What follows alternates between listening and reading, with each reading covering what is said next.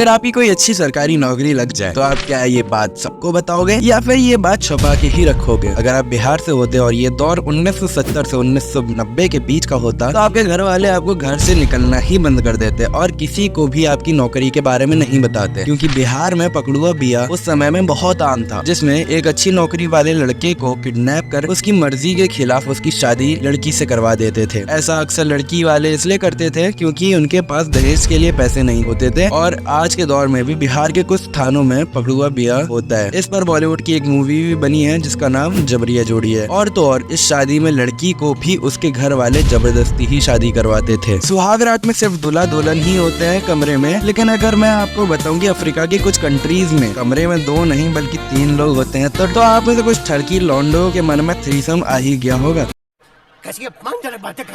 पर ऐसा नहीं है। अफ्रीका के कुछ कंट्रीज में सुहागरात में एडवाइस देने के लिए उनके कमरे में उनके साथ एक औरत रह कर देती है। यहाँ दुल्हन के घर से एक बुजुर्ग औरत उसके साथ सुहागरात के कमरे में जाती है। वो दूल्हा दुल्हन के फूलों से सजे हुए बेड के नीचे जाकर लेट जाती है। ये अज्यूम किया जाता है कि इस नए जोड़े को सुहागरात में होने वाली एक्टिविटीज के बारे में कुछ पता ही नहीं होगा। अब उन्हें कौन बताए कि आजकल के 12-13 साल के लौंडे भी इसमें PhD करके बैठे हुए हैं। रहा नहीं जाता, तड़प ही ऐसी है ना।